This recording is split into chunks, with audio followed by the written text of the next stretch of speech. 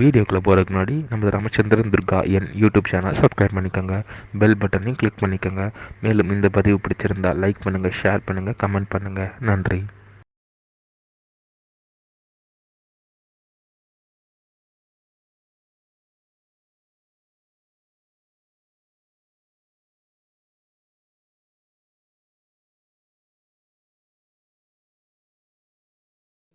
ஸ்ரீ குருப்யோ நமः. ஹரி ஓம். ஸ்ரீ மகாகணாதிபதியே நமः. அனைவருக்கும் முதற்கண் கோடான கோடிய நமஸ்காரங்கள், வணக்கங்கள், வந்தனங்கள். அனைவருக்கும் அன்பு கலந்த இனிய ஆசீர்வாதங்கள்.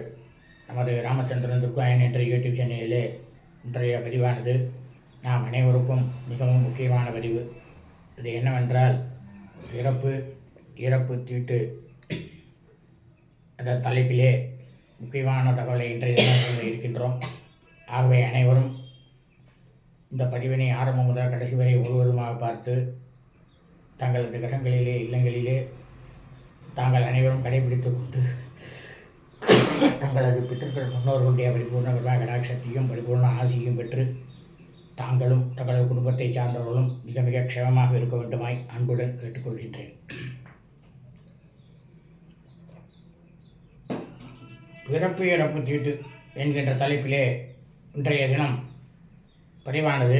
இந்த பிரபஞ்சத்தில் உலகத்தில் மனித பிரிவுகளாக பிறந்த நாம் அனைவரும் ரிஷிகளால் கிருதயுகம் ஆரம்பிக்கும் பொழுதே வேத தர்ம சாஸ்திரத்தில் சொல்லப்பட்டுள்ள உண்மையான விஷயம் அது என்னவென்றால், இந்த பிரபஞ்சத்தில் மனித பிறவிகளாக பிறந்த புருஷர்கள், ஆண்கள், நமது குடும்பத்தில் நமது தாயாரோ தகப்பனாரோ அல்லது உடன் பிறந்தவர்களோ மரணித்து இறந்துவிட்டால் அவர்களுக்கு நாம் வருஷா வருஷம் செய்யக்கூடிய பித்ருக்கர்மாக்களாகிய சிரார்த்தம், திதி, தவசம்.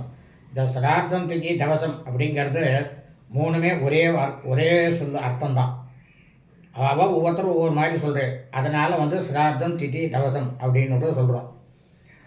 ஆகியவற்றை நமது இல்லத்திலே காலை எந்த நேரத்தில் செய்ய வேண்டும், இந்த பித்ருக்கர்மாக்களை நாம் அனைவரும் ஏன் வருஷா வருஷம் செய்ய வேண்டும் என்பதை பற்றிய மிகவும் முக்கியமான பதிவு தான் இன்றைய பதிவு. ஆகவே அனைவரும் இந்த வீடியோ பதிவினை ஆரம்பம் முதல் கடைசி வரை முழுவதுமாக பாருங்கள், பயனிடுமாறு உங்கள் அனைவரையும் அன்புடன் கேட்டுக்கொள்கின்றேன். ஒவ்வொரு மனிதனும், அதாவது புருஷர்களாக பிறந்த மனிதர் பிறவியிலே இருக்கக்கூடியவர்கள் நாம் அனைவரது குடும்பத்தில் நமது தாயாரோ தகப்பனாரோ அல்லது உடன் பிறந்தவர்களோ மரணித்து விட்டால் அவர்கள் இறந்த அந்த தினத்திலே அந்த நொடியிலே எந்த திதியானது இருக்கின்றதோ அந்த திதியில் மட்டும்தான் வருஷா வருஷம் நாம் அவர்களுக்கு பித்ருக்கர்மாக்களை ஆகிய சிரார்த்தம், திதி, தவசம் ஆகியவற்றை செய்ய வேண்டும். இதனுடைய அர்த்தம் என்ன அப்படின்னாக்கா, ஒவ்வொரு மனிதனும் இறந்து விட்டால் அவர்களது ஹிருதயத்தில் இருக்கக்கூடிய அந்த பரமாத்மா என்னும் ஜோதி ரூபமானது மட்டும்தான் யமலோகம் போகும். யமதூதர்கள் அழைச்சிட்டு போவார். அதாவது நம்மளுடைய அந்த உடலானது பூத உடல், அது அந்த உடலோட போகிறது கிடையாது, உடலுக்கு நம்ம செய்யறது கிடையாது. ஒவ்வொரு மனிதருமே பிறந்தால் அவர்கள் எப்படியா இருந்தாலும் அவர்களை படைத்த இறைவன் அவர்களே காப்பாற்றுவார். அவளால் உழைச்சி சாப்பிட முடியும். ஆனால் இருந்தாலும் தாயார் தோப்பனாருக்கு நம்மளுடைய கடமையை நாம் செய்யணும். அவள் உயிரோடு இருக்கிற வரைக்கும்.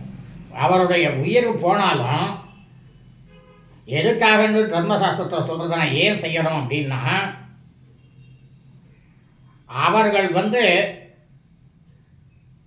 எப்பேற்பட்ட பாவங்களை பண்ணி அவர்கள் நரகலோகத்தில் இருந்தாலும் சரி, மற்ற வேறு விதமாக அவர்கள் இருந்தாலும் சரி, நாம் வருஷா வருஷம் செய்யக்கூடிய இந்த பித்ருக்கர்மாக்களை ஸ்ரத்தையோடு செஞ்சோம்னா அவளுடைய பாப்பங்களானது போய் அவள் பித்ருலோகத்துக்கு போகிறாளாம். அவள் பித்ருலோகத்தில் இருந்துட்டு அதுக்கு அப்புறமாவா 1,00,000 வருஷம் கழித்து தான் மறுபடியும் மனித பிறவியாக பிறக்கிறான். 1,00,000 வருஷம் அவனா பார்த்துங்கோ. இதை நாம் இந்த பித்ருக்கர்மாக்களாகிய இந்த சாதனத்தை தினந்தோறும் எத்தனை மணிக்கு செய்யணும் கார்த்தால அப்படின்னா, கார்த்தால 4 மணிலேருந்து 10:30 மணி வரைக்கும் தேவதைகளுக்கு பூஜை அப்படின்னு சொல்லியிருக்கு. 10:30 மணிலேருந்து மதியம் 1:30 மணி வரைக்கும் பித்ருக்கள் பூஜை. அதனால் பித்ருக்களுக்கு எப்போ செய்யணும்? வருஷம் இந்த சிராதந்தி திவசத்தை பித்ருக்கர்மாக்களை கார்த்தால 10:30 மணிலேருந்து மத்தியானம் பிற்பகல் 1:30 மணிக்குள்ளே செஞ்சு முடிக்கணும். நான் உத்தியோகத்துக்கு போகணும், ஒரு நாள் லீவு போட்டு தான் ஆகணும், இல்லை பர்மிஷன் போட்டுக்கணும். உத்தியோகத்தில் பர்மிஷன் கேட்டுக்கணும். 10:30 மணிக்குத்தான் செய்யணும்.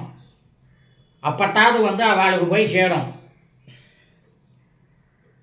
அதாவது அவள் என்ன பண்ணுவாளாம், தன்னுடைய பிள்ளைகள் நம்மளுக்கு அந்த எள்ளும் தண்ணி விடுவானா, இல்லை நமக்கு பிண்டம் வைப்பானா அப்படின்னு அவள் சாப்பிட்றாளா அப்படின்னு கேட்கலாம். இன்னைக்கெல்லாம் வாஸ்தவமான கேள்வி. இந்த ஜலம் விட்டா அவளுக்கு போயிடுமா கேட்கலாம். அதுவும் வாஸ்தவமான கேள்வி. அந்த ஸ்தூல ரூபங்கிறது பஞ்சபூதங்களில் இருக்கக்கூடிய ஒரு அக்னி. நம்ம விடக்கூடிய ஜலமானது அதுவும் பஞ்சபூதங்களில் ஒன்று. அவளுக்கு போடக்கூடிய அந்த பிண்டமானது பூமியில் விளையிறது, அதுவும் பஞ்சபூதங்களில் ஒன்று.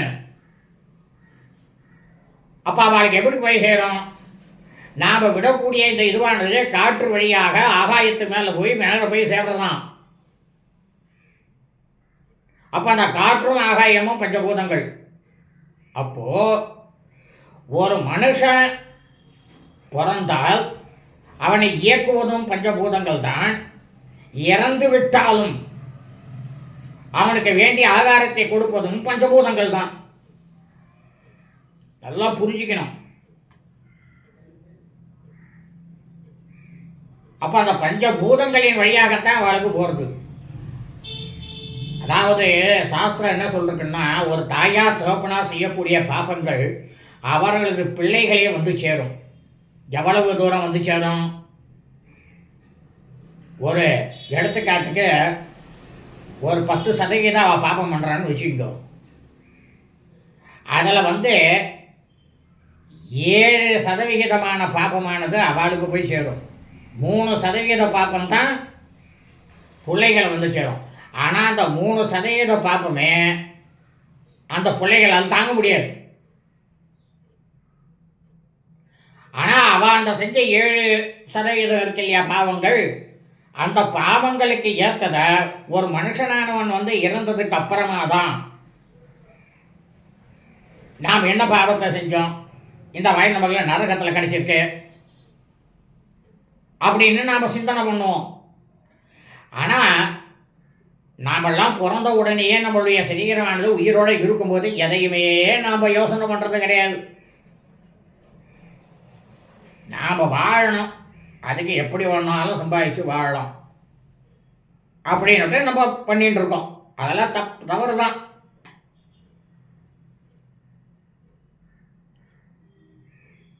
ஆகவே அனைவரும்